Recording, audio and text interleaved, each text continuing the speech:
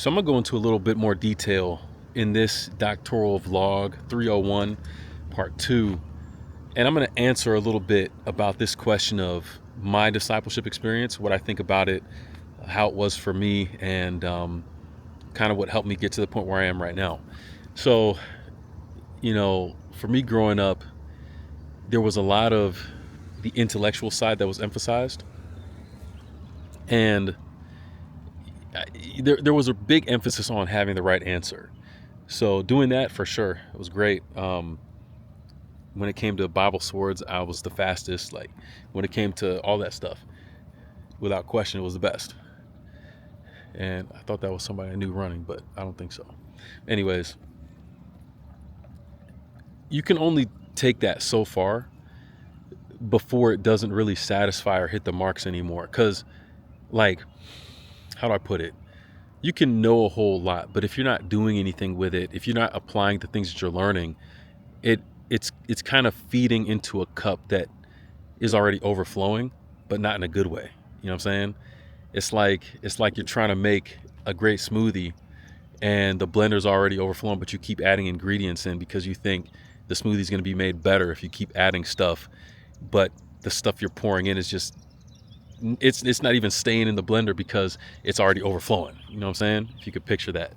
But for me, it was very much like that. So you end up with a situation where I got tired of spirituality and Christian things, despite the best efforts of my parents. And by high school, I was already questioning and doubting the reality of God. And by college and university, I could probably say that I was agnostic at that point. Now, I was still in an Adventist university, so I was in a good place. And in the structure of my school at the time, that was Southern Adventist University, it allowed me to be who I was and have those questions, and to have them answered when I was ready to, and not kind of forced down my throat. So that was good. But the discipleship aspect, beyond just compliance, I don't know if that's something that I really experienced until I went canvassing for the first time. And it's kind of crazy to say when I look back on it, but canvassing was the experience that first showed me the reality of God. And I'll talk about that story another time, but it showed me the reality of God. And I'm pretty sure that the only reason I was able to experience that in canvassing was because it was a service opportunity. And everything that I talk about and record in these videos, you're going to see that there's a huge emphasis on the service factor for me in terms of practicality. The service piece is what makes all of the intellectual knowledge and all of the information that you can gain meaningful. If you can't put it into practice, then it is meaningless. And I'm talking about spirituality. You can learn all you want, but if you can't apply it, then it's completely pointless. But service is the bridge that connects the things that you know to your real life on a day-to-day basis. It makes it practical, and that is so necessary. And in canvassing, it was it. I'm an introvert, so going door to door, person to person, definitely would not be my thing. But that's one of the reasons I chose it, because I knew if I was successful at that, then God had to be real. And I wasn't the greatest canvasser at all, but my leader, Renita Samuel, shout out. I would say that she's probably one of the first people I feel like really did a great job of discipling me. And the reason I say that is because in canvassing and in some programs, it's very easy to judge the value of a canvasser based on the number of books that they're bringing in and how much money and donations they're bringing in. But she saw beyond that. And there was kind of this fear factor when it came to canvassing, because there would be students who got kicked out of a program or asked to leave a program because they either weren't producing enough. It looked like that on the surface, but really what it came down to is a student's willingness or unwillingness to really apply the training and give it their best shot. And even though I wasn't the greatest canvasser, I did give it my best effort. But it was not shining as a canvasser that I felt like I was leaving any kind of mark at all. But one thing that I can say, and I give credit to Renita for this in terms of her discipling, is that she was able to look at more than just that factor. In the churches that we stayed, everyone was given a chore, a task to do. And one of the jobs that I got early on was to restock the vans with the books at the end of every day. And it kind of started out with, I mean, we had a 4-van program, so you have different people assigned to each van. And I had the one that I was assigned to, and I did my best to make sure that it had what it needed and so on going into the day. But throughout the summer, I ended up becoming the head stocker.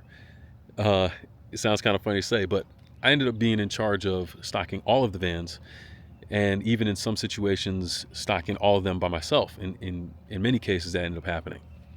But I have to give a shout out to Renita's leadership, because that's the piece that's where she gave me credit for a contribution that was helpful for the team, even though it wasn't what you'd normally expect from a canvasser. And at the end of that summer, I didn't realize that she had fostered my growth in that particular area and was even appreciating, so to speak, my contribution in that area. It just felt like I was doing what I could and then going out and having rough days in the field canvassing.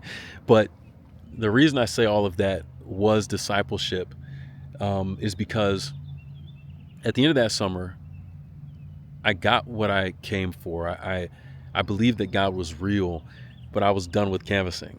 And it wasn't shortly after that summer where I was like, you know what? I'm done. I'm not coming back. I'm good. That Atlanta Heat missed me with that. Never again.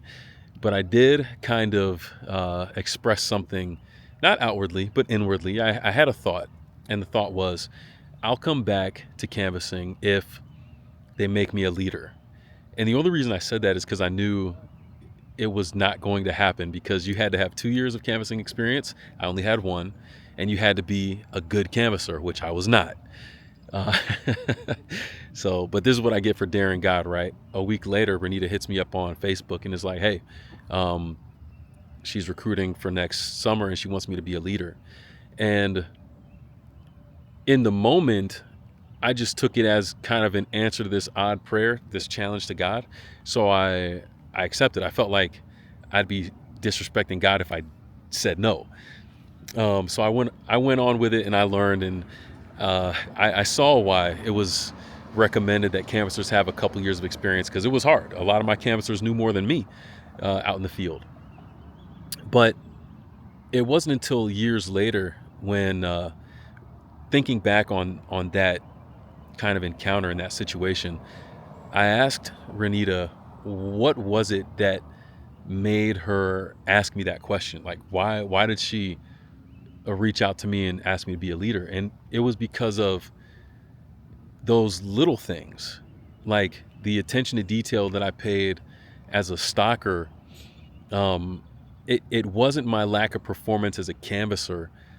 Like, yeah, that was obvious, and she knew about that. But it was the little things that I was able to do, the job that I was able to do, the hard work that I put in by just putting books in the van at the end of every day. Those were the things that she saw in me and put me in a position to foster, so that I could end up leading. Where, I mean, I'm positive in any other kind of canvassing program, there's no way I would have been a leader. She mentioned how I had some struggles that summer involving a couple girls. And yeah, could I have handled it better? For sure. But she said that the way that I handled that, in spite of kind of the social pressure, was another thing. So these things ended up standing out for me from her perspective in a canvassing program that I didn't think had anything to do with the canvassing program. But because she saw those things in me and put me in position to keep on growing and becoming better at those things that I did have some ability at, even if I didn't see it in myself, those are the reasons why she asked me to be a leader, ultimately why I accepted, and why I would continue staying in canvassing for the next 7 years. So discipleship, and I say all of that to say, that was so formative for me in how I relate to discipleship in the process, because it can't just be about the outcome or what is produced, because as a canvasser I wasn't really producing much. I'll keep it a buck. um, but there are other things and other indicators to look at in the process. So yeah, for me, the discipleship process starts there, I think, with Renita. And then I think after that, I started looking for other service opportunities. And that's where I felt the most connected to spiritual things, to God, and where I would see the mentorship. This would lead to going to Palau to serve for the first year, and then coming back for 4 more years, and kind of overlapping this experience with the canvassing and all of that. So the yeah, the discipleship journey for me is still ongoing, and I'm still trying to figure out what exactly it looks like for me moving forward, um, especially in terms of mentoring. I have a great circle of people that I reach out to uh, when I need them, and just to talk here and there, but I could do better at staying connected with that circle, and their mentorship and their discipleship would be a huge benefit to me, even at this stage. So that's an area where I can grow. But yeah, I think it's worth considering what your discipleship experience looks like, um, and then as you reflect on that, seeing how you can apply the good aspects of that, um, in your training and in your being with others, because for me, thanks to Renita being able to look not for the obvious things that would make somebody great, so to speak, in canvassing, it's opened up my perspective when it comes to looking at others and working with them. That I'm not just looking for what someone is producing, but who they are, the little things that they do, and the things that they can contribute that aren't necessarily what everyone else is looking for someone to contribute. So that's what was meaningful for me, and that's how I hope to disciple moving forward. But yeah, let me know what you think down below. Doctorate day 301, year 3, day 1, recap number 2. Catch you with another one. All right, thanks for tuning in. Like, subscribe, share, and I'll see you. Peace.